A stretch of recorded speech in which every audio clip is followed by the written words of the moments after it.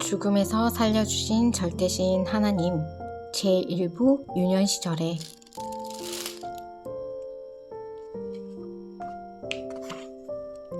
단병에 걸려 죽었다 살아난 이야기. 생후 6개월 단이라는 병에 걸려 죽게 되었다. 이는 어머니가 몇 번이나 말씀해 주셔서 직접 들은 사연이다. 나는 고향 월명동에 지금 생각기념관이 있는 터에서 1945년 3월 16일 새벽 4시에 태어났다.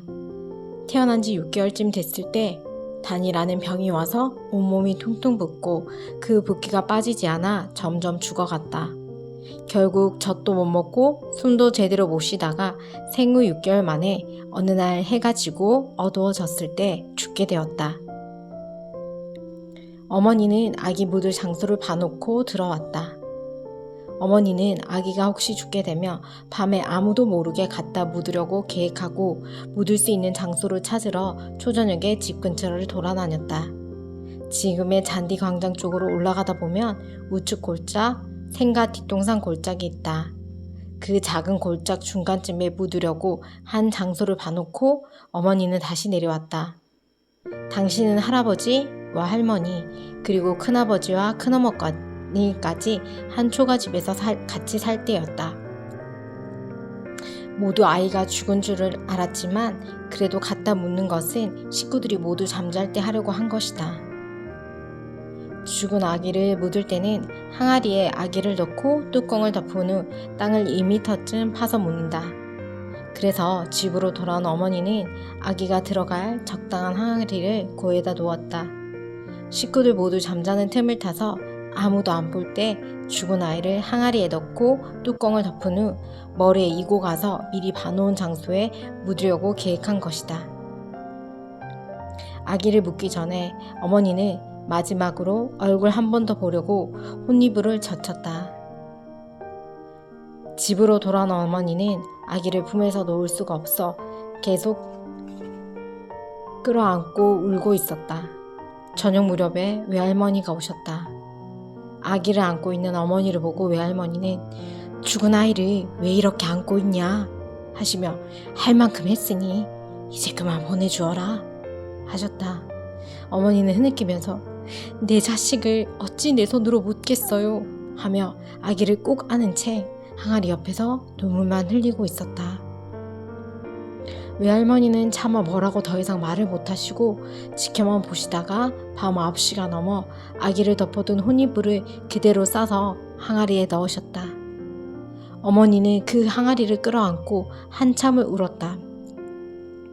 그러다 어머니가 죽은 아이의 마지막 얼굴이라도 한 번 더 보고 보내야 되겠다 생각하고 얼굴 쪽에 혼이불을 걷어 젖혔다. 그때 아기 얼굴을 보니 아이가 눈을 떠서 까맣까맣하였다. 어머니는 깜짝 놀랐다. 죽은 아이가 눈을 다시 뜬 것이다. 그래서 즉시 항아리에서 아기를 꺼냈다.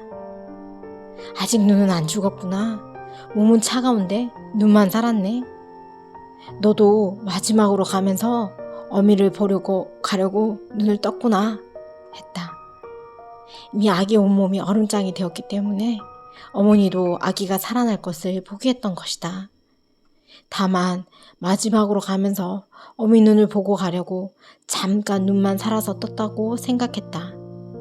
하지만 눈이라도 뜨고 있는 아기를 갖다 묻을 수 없으니 눈을 아주 감고 못 뜰 때까지 기다리고 있을 수밖에 없었다. 혹시 다시 살아나려나? 하고 애간장을 태우며 쳐다보다가 다시 혼이불을 덮어 따뜻한 아랫목에 끌어당겨 놓았다. 그런데 아기가 캣캣 하는 소리를 냈다. 어머니는 깜짝 놀라 다시 아기를 들어 품에 안았다. 죽기 전에 눈을 한 번 뜬 것이라고만 생각했는데 미약하지만 숨을 쉬고 있는 것이었다. 어머니는 외할머니를 향해 어머니, 아기가 숨을 쉽니다 했다. 그러자 외할머니는 뭐라고? 정말이냐?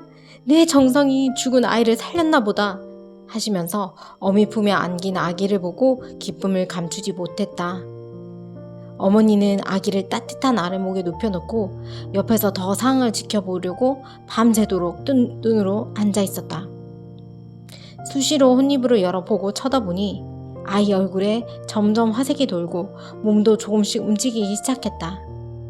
새벽까지 계속 지켜보니 아기 얼굴이 따뜻해지고 눈도 떴다. 몸도 차가운 것이 없어지고 따뜻해졌다. 그래서 전날 묻으려 준비했던 항아리는 다시 장독대에 갖다 놓고 하나님이 살려줬구나 하며 그제야 아기가 살겠다는 확신을 갖게 되었다. 더 이상 아무 약도 쓸 수 없으니 일단 상태를 더 지켜보면서 완전히 살아나기만을 밤새도록 기다렸다. 죽은 지 3일 만에 완전히 살아났다. 다음날 오후가 되니 몸의 붓기가 전날보다 빠졌다. 이렇게 3일이 지나가는 동안 온몸의 붓기가 모두 다리로 내려가면서 발바닥으로 빠져나갔다. 퉁퉁 부었던 몸이 본래 상태로 돌아왔다. 그때부터 젖을 물리기 아기가 쭉쭉 빨아먹었다. 3일이 걸려서 완전히 살아난 것이었다. 기이하고 신기하게 생명이 살아나는 표적이었다. 이 이야기를 들은 모두는 얘는 천 명이 길다. 하늘이 도왔다. 죽었는데 어찌 살아날 수 있느냐? 천명이구나 라고 말들 하였다. 어찌 다른 특별한 약을 쓴 것도 아닌데 그리 퉁퉁 부은 몸이 3일 만에 붓기가 빠지고 살아날 수 있으랴. 기이하다. 전에는 가진 약을 썼어도 낫지 않았는데 라고 모두 이야기하며 놀라워했다. 하나님이 계획적으로 살려주신 것이다. 아이가 죽었다고 마음 졸이던 어머니를 성령님이 다시 감동시켜 혼입을 걷어보게 하신 것이다. 만일 그러지 않으셨으면 그냥 묻으러 갔을 것이다. 침침한 호롱불에 잘 보이지도 않는데 화기도 않고 항아리를 묻었으면 나는 죽었다. 생각만 해도 섬뜩한 일이다. 어머니는 말씀하시길 그때는 전기불 시대가 아니고 침침한 호롱불 시대라 혼이불을 젖히고 시원찮게 보았으면 눈 끈 것을 제대로 몰랐을 것이다 하셨다. 그런데 성령님이 어머니를 감동시켜 극진히 사랑하는 마음으로 혼이불을 젖히고 자세히 보게 하셨던 것이다. 그래서 어머니는 나에게 뭘 보아도 자세히 보아라 하고 교훈을 해주셨다. 사람에 대해서, 물건에 대해서 세밀하게 보아라. 자세하게 보아라. 내가 말하는 것을 자세히 듣고 오해하지 마라 하셨다. 명이 길다고 어머니는 명석이라 이름 지었다. 어머니는 아이를 호적에 올려야 해서 내 이름을 지었는데 죽음에서 살아났다. 명이 길다 하여 이름을 명석이라 지었단다. 웬만하면 이름은 집안 어른들이 지어주는데 내 이름은 어머니가 감동받은 대로 지어서 호적에 올렸다. 역시 하나님과 성령님이 함께 어머니를 통해 지어주신 이름이다.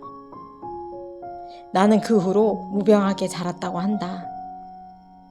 이 일이 내가 세상에서 와서 맞은 첫 번째 죽음의 고비이고 죽음에서 살아난 첫 번째 사연이다. 사람이 살려주지 아니하고 하나님이 살려주신 것이다. 무병하게 자라서 외할머니가 돌아가시기 전에 하나님을 믿게 해드렸다. 어머니는 이 얘기를 나에게 여러 번을 자세히 해주셨다. 단병에 걸려 내가 죽게 되었을 때 외할머니가 찾아오셨다는 이야기도 해주셨는데 그것도 잊지 않고 있었다. 세월이 흘러 19세가 되던 때 외할머니께서 병으로 쓰러져 누워 계시다는 소식을 어머니 통해 전해 들었다. 나는 외갓집에 다녀오신 어머니께 외할머니 건강은 좀 어떠세요? 하니 어머니는 외할머니가 곧 돌아가실 것 같다고 했다. 왜 그러냐고 물으니 할머니께서 평소에 안 하시던 말씀을 하시면서 억지를 부리신다는 것이었다. 무슨 말씀을 하셨는지 들어보니 이 겨울에 추어탕과 참새고기가 먹고 싶다고 하시더라. 한겨울에 딸기 먹고 싶다는 것과 뭐가 다르냐? 고기와 생선을 사다 드리는 것은 어렵지 않지만 이 겨울에 미꾸라지와 참새를 어떻게 잡아다 드리겠냐? 하시며 어머니는 한숨을 쉬셨다. 나는 그 얘기를 듣고 어머니 걱정 마세요. 해드리면 돼요. 했다. 그러고 나서 다음날부터 나가 새도트로 참새를 잡고 꽁꽁 얹는 구석에 웅덩이 얼음을 깨서 물을 퍼내고 삽으로 흙을 판 후에 미꾸라지를 잡았다. 손이 너무나 차가웠지만 외할머니께 드린다는 생각에 추위를 이길 수 있었다. 결국 어렵게 잡은 참새와 미꾸라지를 어머니께 가져다 드렸다. 어머니는 깜짝 놀라시면서 이걸 어떻게 잡았냐 하며 뜻이 좋아하셨다. 어머니는 정성스럽게 추어탕을 끓이고 참새를 구워서 나와 함께 외갓집으로 갔다. 외할머니께서는 내 손을 꼭 잡으시며 참으로 신통방통하다. 너는 어떻게 참새를 잡아올 생각을 했냐 하시며 기뻐하셨다. 그리고 이어서 말씀하시길 내가 참새고기가 먹고 싶었지만 며느리한테 이야기를 하겠냐, 아들한테 하겠냐, 손주한테 하겠냐 그런 소리 하면 노망해서 하는 말이라고 하지. 그런 얘기 편하게 할 사람이 딸밖에 더 있겠냐. 그래서 말은 했는데 말해놓고도 실제 먹을 거라고 생각을 조금도 안 했다. 그런데 생각지도 않은 외손자가 잡아온 참새고기를 먹게 됐으니 이제 여한이 없다. 이제 더 먹을 음식이 없어 하셨다. 이때 어머니는 나를 보고 눈물을 글썽이며 이것은 황소한 모리보다 크다. 고맙다 하셨다. 그리고 속마음을 얘기하시길 너희 외할머니는 내가 이곳으로 씹어서 가난하게 사는 것을 보시고 우리 집을 많이 도와주셨다. 외할머니께 받은 은혜가 하늘같이 높고 바다같이 깊은데 아직도 잘 사는 걸 보여드리지 못하고 마음만 아프게 해드렸어. 그런데 오늘 너 때문에 조금이라도 은혜를 갚게 됐으니 마음이 편하다 하시면서 흐르는 눈물을 닦으셨다. 하나님은 갓난아이인 내가 단병에 걸려 죽게 되었을 때 외할머니가 오셔서 살펴주신 것을 기억하사 훗날 이렇게 할머니가 원하는 것을 나로 하여금 해드리게 하신 것이다. 또 한 가지는 외할머니가 돌아가실 날이 머지않았을 때 하나님을 믿게 되는 일이다. 할머니는 그때 이방신을 믿고 있었다. 산에 가서 정성 들이고 음식 갖다 놓고 절하며 제사를 지내셨다. 그래서 하나님을 믿으라고 했다. 그랬더니 할머니는 나도 산에 있는 신을 믿으니 하나님을 믿는 것과 같다 하셨다. 나는 할머니 그 신은 절대 하나님이 아니에요 하며 하나님을 꼭 믿어야 된다고 말했다.